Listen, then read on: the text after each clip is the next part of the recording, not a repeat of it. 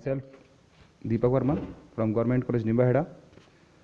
पिछले वीडियो में मैंने आपको ट्रायल बैलेंस के बारे में बताया था। तो ट्रायल बैलेंस का बेसिक पर्पज ये था कि अर्थमेटिकल एक्यूरेसी चेक करना। तो अर्थमेटिकल एक्यूरेसी चेक करने के लिए जनरली ये तो एक होगी बेसिक कंसेप्ट है। एग्जाम में क्वेश्चन किस तरह से पूछा जाता है कि how can you say that match of the both side of the total of trial balance is not accuracy of our account, या इस तरह से what do understand from the two side errors explain, इस तरह की चीज़ें पूछता है। मतलब ये कहता है कि तलपट के दोनों पक्षों का योग मिलने के बाद भी आप ये नहीं कह सकते कि खाते शुद्ध है, या मैं कह दूँ टू साइड एरर क्या होती है उससे आप क्या समझते हैं, या थोड़ा सा टेक्निकल घुमाएगा तो घुमा देगा। तलपट के दोनों साइड का टोटल मिल जाना खातों की शुद्धता का अकाट्य प्रमाण है, या आप कह सकते हो कि तलपट के दोनों पक्ष मिलने के बाद भी आपके खाते शुद्ध है। तो एक्सप्लेन करने के लिए तो इसका जब भी ऐसे क्वेश्चन पूछे जाएंगे तो आपको टू साइड एरर के बारे में एक्सप्लेन करना होगा। तो what is the mean of the two side errors? Two side errors, those errors are not affected of the trial balance called two side errors. कि ऐसी अशुद्धियाँ, द्विपक्षीय अशुद्धियाँ वे अशुद्धियाँ होती है कि जिनके होने के बावजूद भी ट्रायल बैलेंस का बैलेंस मिल जाता है दोनों साइड का, और वो उससे प्रभावित नहीं करती है टोटल को। तो अब ये थोड़ा एरर पे अपन ये वाला एक वीडियो ले लेते हैं। तो देखिए टाइप ऑफ एरर्स में आपको बता रखा है ये error in general means something wrong in the work. Nobody can deny the fact that errors are an inescapable part of any work. If they are inescapable, then it becomes the responsibility of the person in charge to avoid the minimize the errors. सही है, क्योंकि जिसके पास charge है उसको कोशिश करना चाहिए कम से कम कर दे। Hence it is not only necessary to correct the errors but to prevent them in the futures. अब इसका मतलब ये नहीं कि रोके उसे, फ्यूचर में नहीं हो, इसके रोकथाम के लिए भी उपाय करने चाहिए। In account also there are various type of the errors which an accountant confront.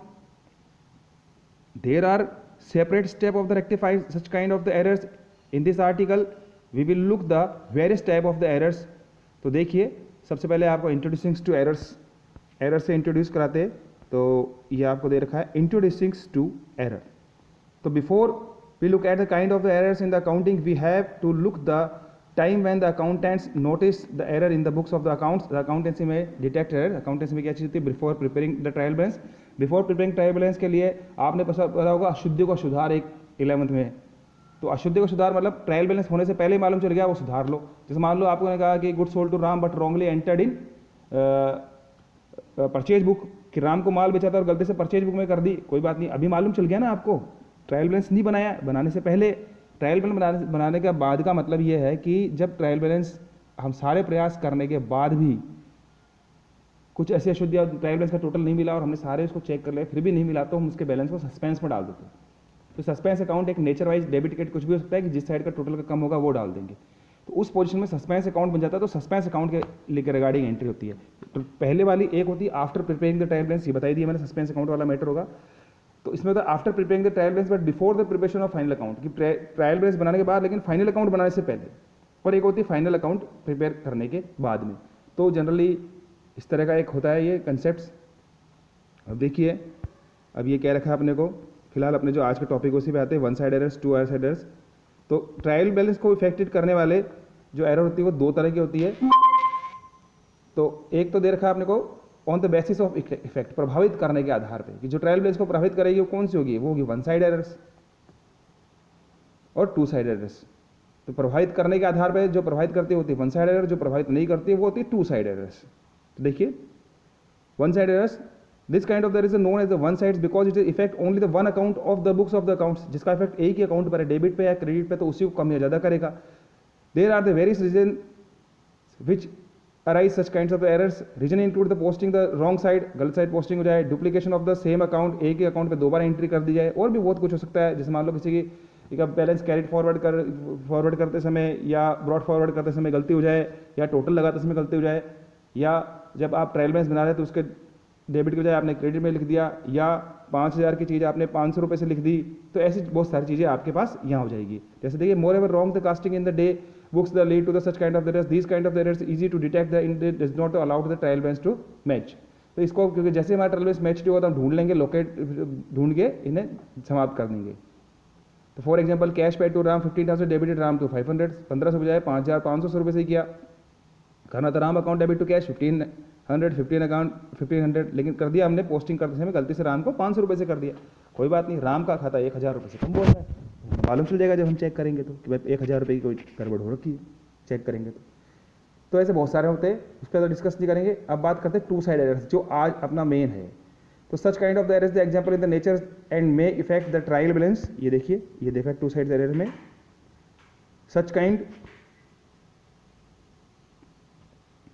such kind of the error is the complex in the nature and may affect the trial balance too.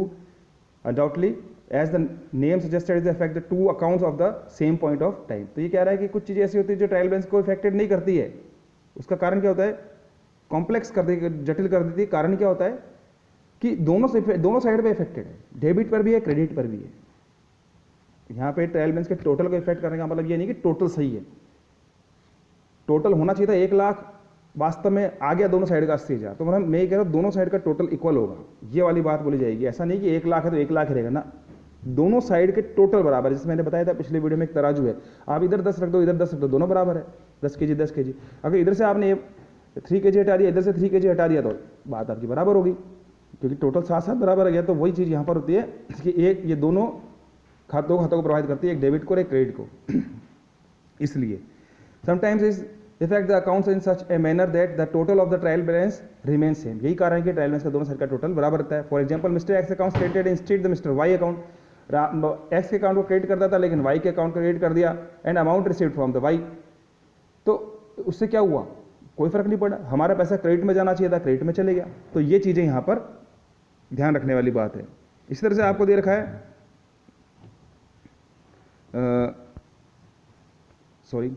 on the other hand it affect to the kind of on the other hand it एक second,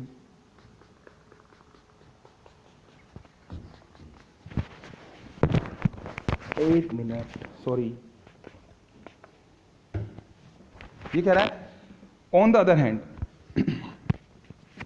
it affect the accounts in a manner that the total of the trial balance changes through matches. For example, the Mr. X account debited instead the Mr. Y account being the credited and the amount of the received from the Y.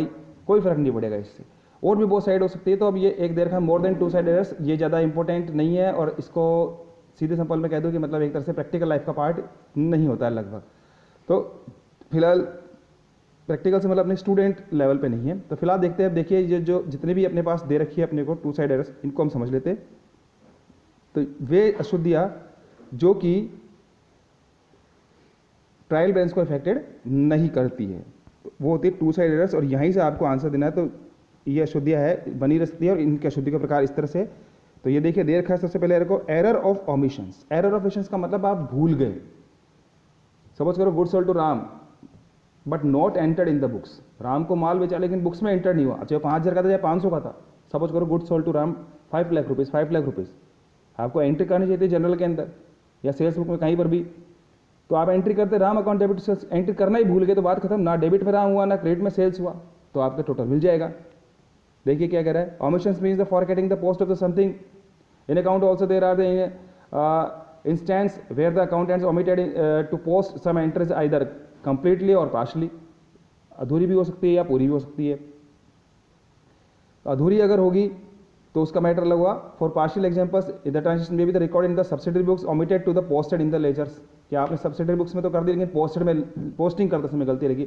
ऐसा करने से क्या होगा आपका, ऐसा करने से one side error रह जाएगी, क्योंकि जैसे आपने sales book, purchase return, sales return, जहाँ भी मतलब जो भी सब्सिडरी बुक है वहाँ आपने एंट्री किया, उसके टोटल में तो आ गया, लेकिन पोस्टिंग करते हुए पर्टिकुलर अकाउंट में नहीं जा सका। इस कारण से वो उतने रुपए से कम बोलेगा, तो वन साइड हो जाएगा तो दिक्कत हो जाएगा। और कहाँ कंप्लीट ओमिशन होगा तब वो टू साइड एरर्स होगा और नहीं कर पाएगा। तो ये इफेक्ट ऑफ इसका बता रहा है कि पार्शियल ओमिशन, ये बता चुका हूँ मैं, balance of the trial balance disagreement नहीं मिलेगा इससे, और जबकि यहाँ पर मिल जाएगा। दूसरा देखा एरर ऑफ कमीशंस। कमीशंस का मतलब यहाँ पे किसी कोई कमीशन से मतलब नहीं, यहाँ हिसाब किताब के अशुद्धि से है कि हिसाब किताब करते समय ही गड़बड़ हो गया।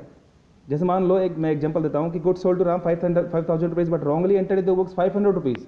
राम को माल 5,000 से बेचा लेकिन आपने 500 रुपये से एंट्री कर दी, कोई बात नहीं, 4,500 रुपये से डेबिट कम है, 4,500 से क्रेडिट कम है, आपका टोटल मिल जाएगा। तो वो चीज़ें यहाँ पे थी। सच टाइप देखिए, सच टाइप ऑफ ये error of commission. Such type of errors related to the wrong posting in the books of the accounts, especially journal and ledgers.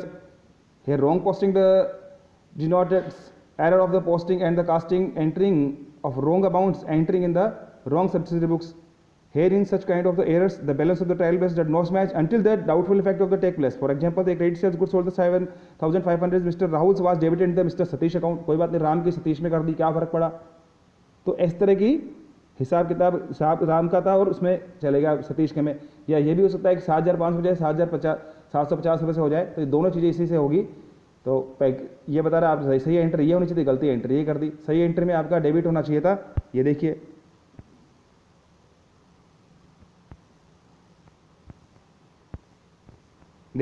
सही एंट्री में आपका ये डेबिट होना चाहिए था, Rahul account debit to sales account, जबकि गलती से आपने कर दिया Satish account debit to sales. तो पहली स्थिति में भी डेबिट में 7,500 रुपये, 7,500 रुपये, डेबिट में क्रेडिट में 7,500 रुपये, दूसरी में भी यही है, तो हमारा कोई फर्क नहीं पड़ेगा। ये कहता है अपने पास एरर ऑफ प्रिंसिपल, सॉरी कहाँ चले गया,